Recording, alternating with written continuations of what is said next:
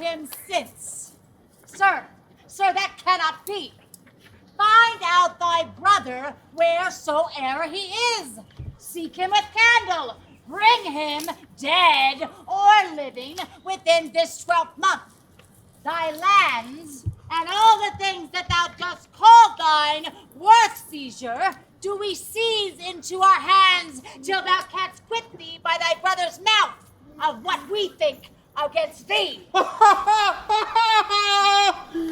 your highness knew my heart in this. I never loved my brother in my life. Ah, more villain thou. Well, push him out of doors. There you go, this is for you. And this is for you. And for you. Oh! Oh, hang there, my verse! In witness of my love, oh, Rosalind! These trees shall be my books, and in their barks, my thoughts, oh, character! Run, Orlando, carve on every tree, the fair, the chaste, and unexpressive shade! What think you of this shepherd's life, Master Touchstone? Touchstone! Truly, shepherd, in respect of itself, it is a very good life. But in respect that it is a shepherd's life, it is not. In respect that it is solitary, I like it very well. But in respect that it is private, it is a very vile life. Now, in respect that it is in the fields, it pleaseth me well. But in respect that it is not in the court, it is tedious. Oh, Phoebe!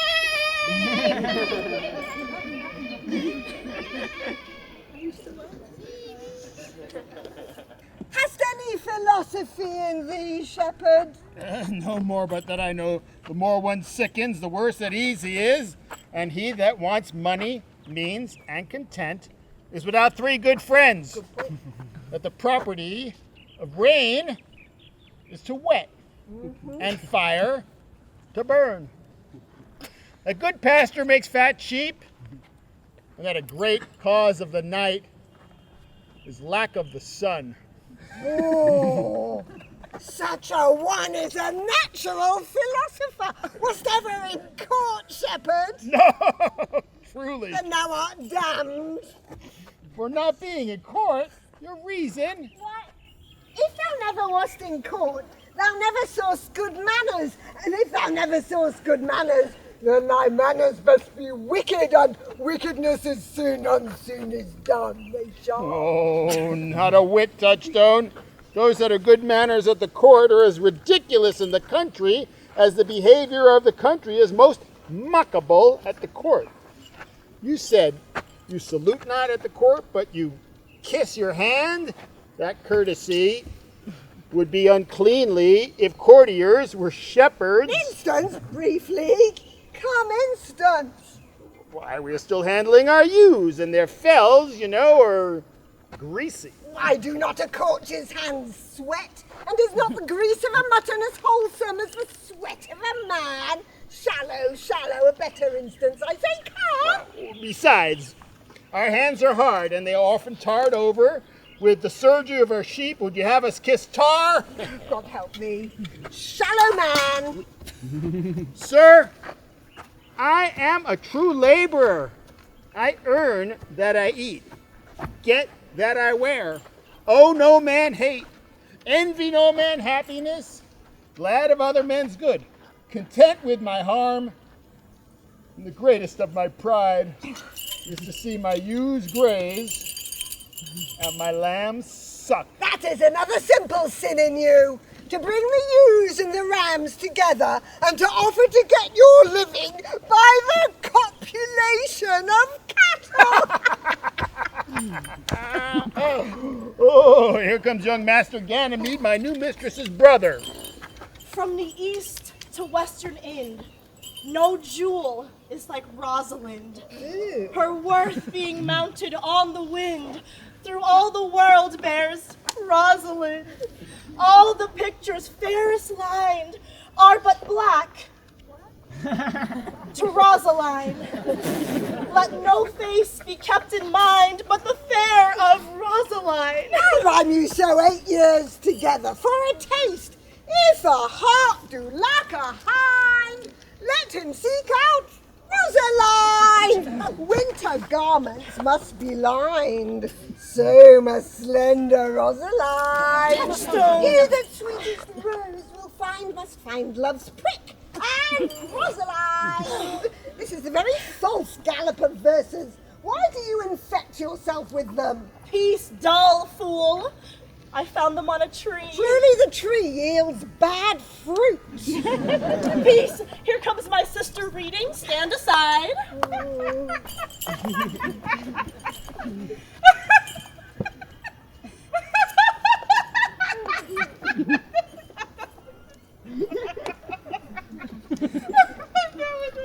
You have to hear this. Why should this a desert be? For it is unpeopled? No. Tongues I'll hang on every tree that shall civil sayings show. Something in is a man, it's a big span, he makes a lot of vows and the bows. This is terrible. Does anyone have anything better? No? Oh. There's something over there. Will I Rosalinda write, teaching all that read to know the quintessence of every sprite, heavenward in little show. Beautiful. No, it's not. Okay. Helen's cheek, but not her heart. Atalanta's better part. Charge. He wants what enlarged? Devised, and something is apprised. For this he ruins perfectly good trees. Heaven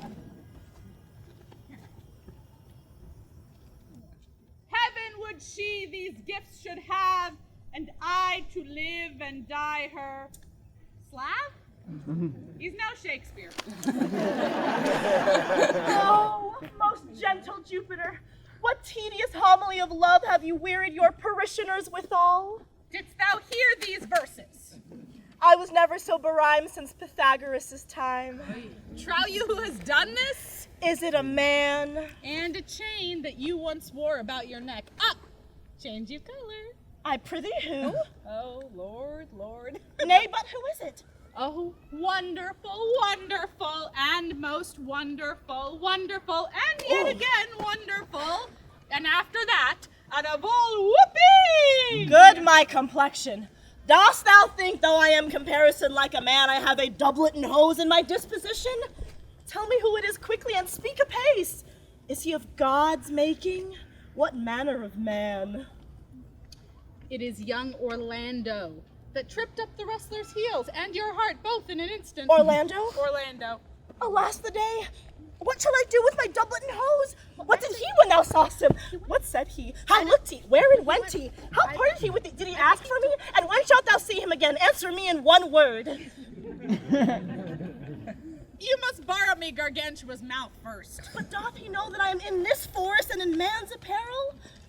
Looks he as freshly as the day that he wrestled? I found him under a tree like a dropped acorn. It may well be called Jove's tree when it drops forth such fruit. Give me audience, good madam. Proceed. There he lay, stretched along like a wounded knight. Oh. He was furnished like a hunter. Ominous, he comes to kill my heart. Cry holla to thy tongue, I prithee.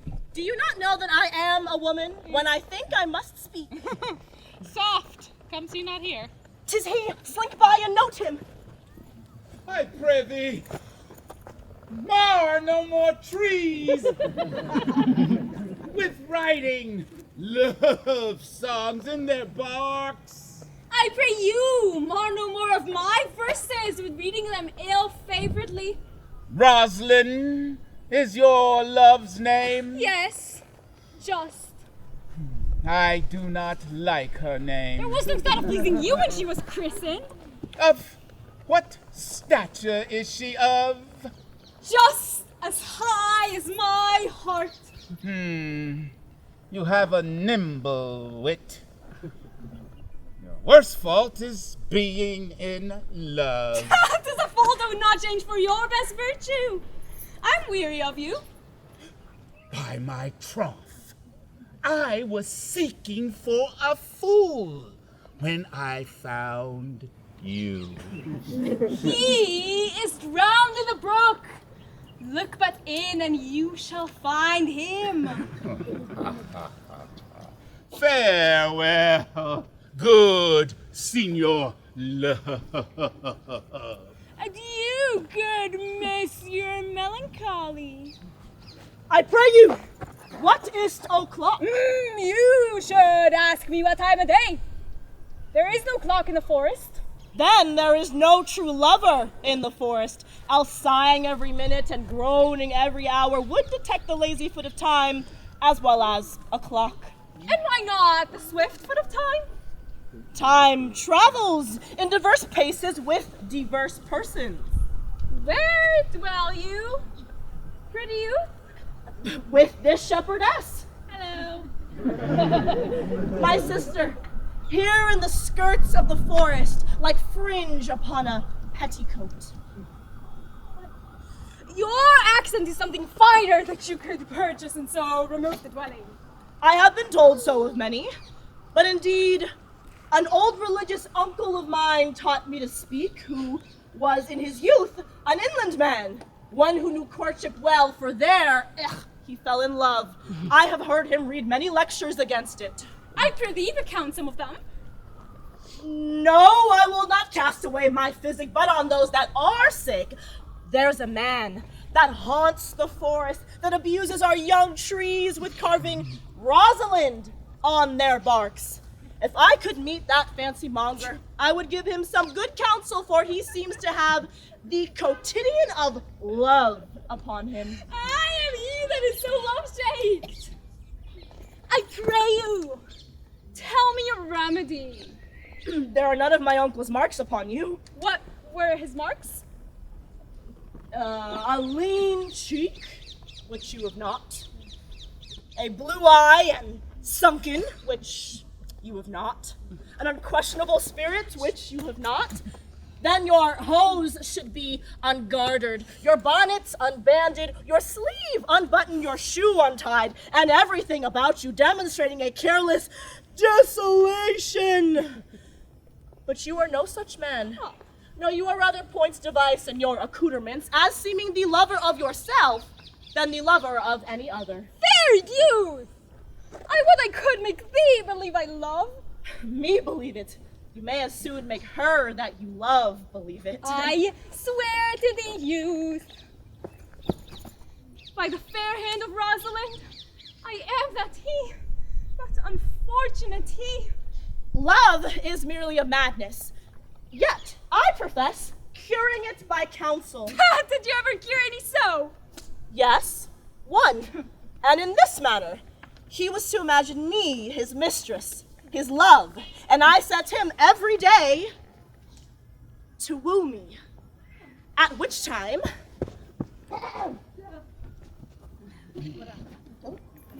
would I now like him, now loathe him, then entertain him, then forswear him, then weep for him, then spit at him, that I drave my suitor from a mad humor of love to a living humor of madness, and thus I cured him. I would not be cured. Youth? I would cure you, if you would but call me Rosalind and come every day to my cote and woo me. Now, by the faith of my love. I will! Go with me to it, I'll show it you. With all my heart, fair youth. Nay, you must call me Rosalind. Come, sister. Rosalind. Rosalind. Rosalind. Rosalind.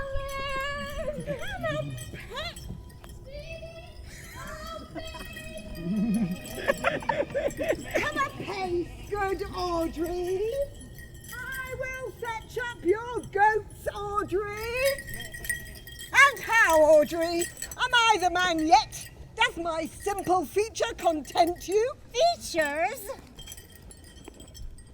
Lord Warhus, what features? Truly I would the gods had made thee poetical. I don't know what poetical is. Is it honest in deed and word? Dost thou wish then that the gods had made me poetical? I do, truly, for thou swearest to me thou art honest. Well, I am not fair. Therefore I pray the gods will make me honest. Truly, and to cast away honesty upon a foul slut were to put good meat into an unclean dish. I am not a slut, though I thank the gods I am foul. Thou praise be the gods for thy foulness. Sluttishness may come hereafter, but be it as it may be, I will marry thee. And to that end, I have been with Sir Oliver Martext, the vicar of the next village, who has promised to meet us in this place of the forest and to couple us. I would fain see this meeting. Well, gods grant us joy. Amen. We need a vicar. An Oliver Martex. Who wants to be a vicar? Come. Yes, excellent. We have a costume for you. Yes. Oh, yes. Oh, this is gonna be good. Oh boy. Now, can you read English? Okay. That's important, you know. Okay. Hey, are we done? Yes. Here comes Sir Oliver. Let's give him a hand. Her a hand. Will you dispatch us here under this tree, or shall we go with you to your chapel? Is there none here to give the woman? I will not take her on gift of any man. Truly she must be given, or the marriage is not lawful. Proceed. I'll give her. Oh, good evening, good Monsieur Whatchamacallit. I am very glad to see you. Even a toy here in hand, sir. Now, pray be covered. Will you, being a man of your breeding, be married under a bush like a beggar? Get you to church and have a good priest that can show you what marriage is. This fellow will but join you together as they join wainscot. Then one of you will prove a shrunken panel, and like green timber, I am not in the mind, but I were better to be married of him than of another. For he is not like to marry me well, and not being well married, it will be a good excuse for me hereafter to leave my wife. Come, sweet Audrey, we must be married, or we must live in Bawdry. Well, let's give a good hand to Oliver Martex. Find my goats. I think they're in the forest of Arden. I found them. Yes, Let's look we for the must go ghosts in the deeper forest into of Arden. Deeper.